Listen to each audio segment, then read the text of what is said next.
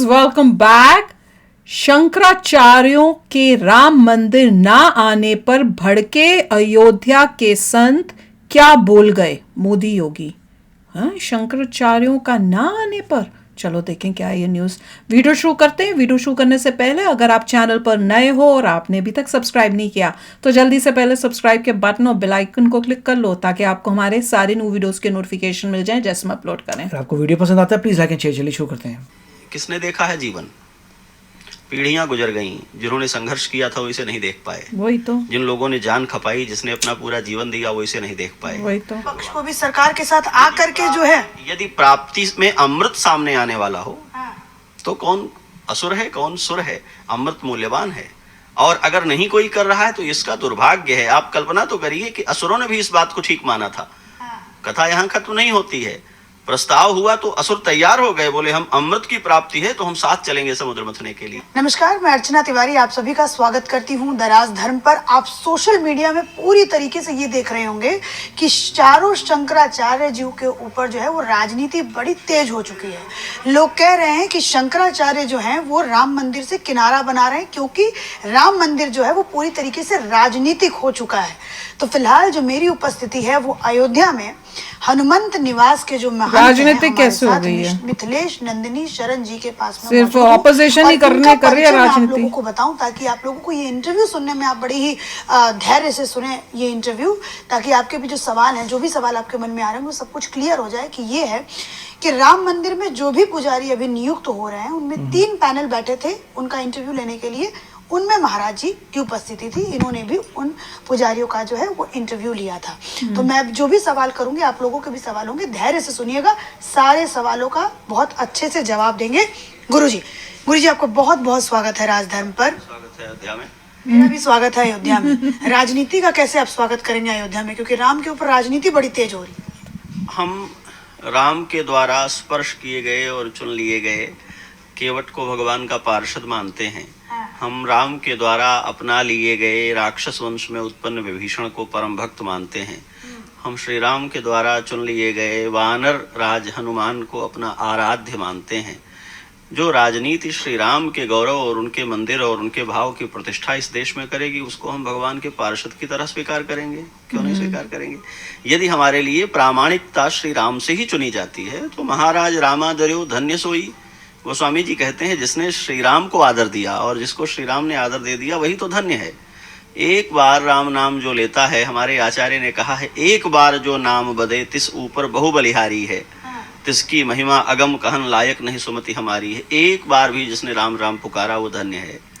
जिस राजनीति ने इस देश को दशकों तक जय श्री राम का कीर्तन करने के लिए प्रेरित किया हो उसका क्यों नहीं स्वागत करना चाहिए? स्वागत कर रहे हैं। अवश्य करना चाहिए। ठीक है। तो यहाँ पर शंकराचार्य जो हमारे 4 प्रमुख शंकराचार्य जी हैं उनके ऊपर राजनीति बड़ी गर्म हो रही है।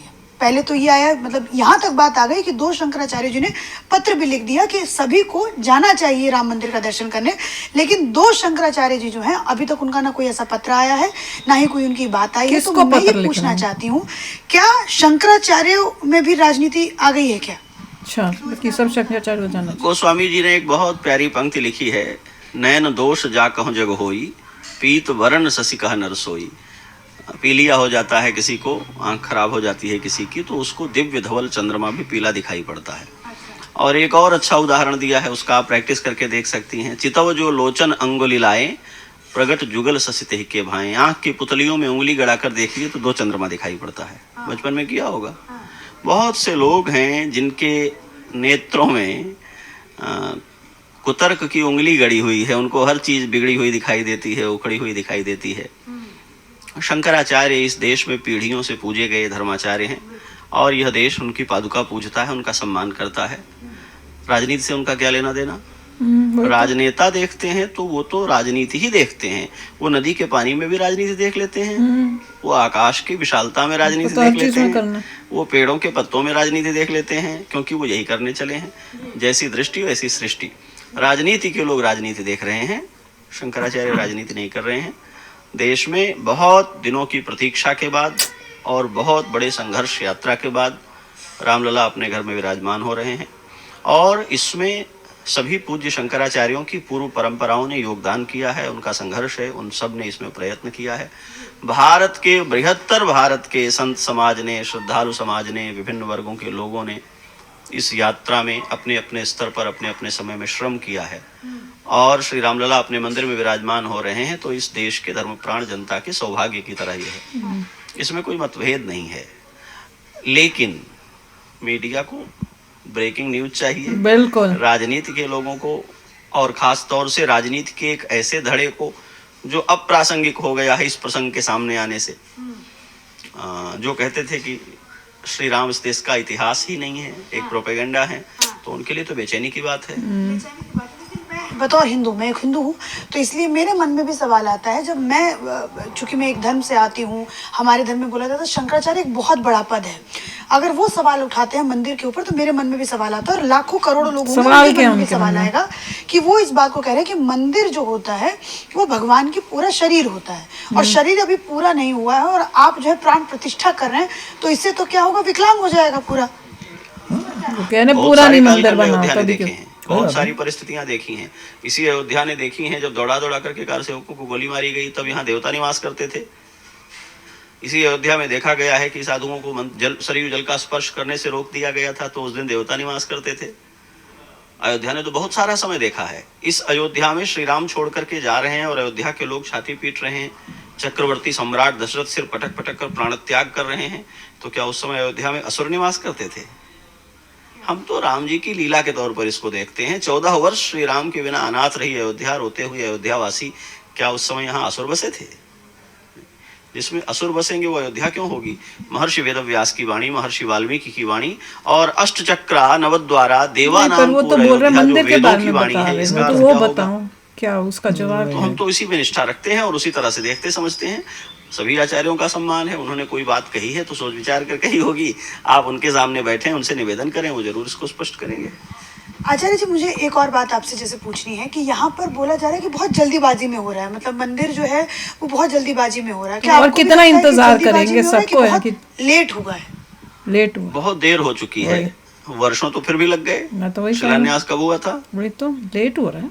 प्रतिष्ठा कब करने जा रहे हैं? कितना टाइम और दूसरी एक बात समझने की है, किसने देखा है जीवन?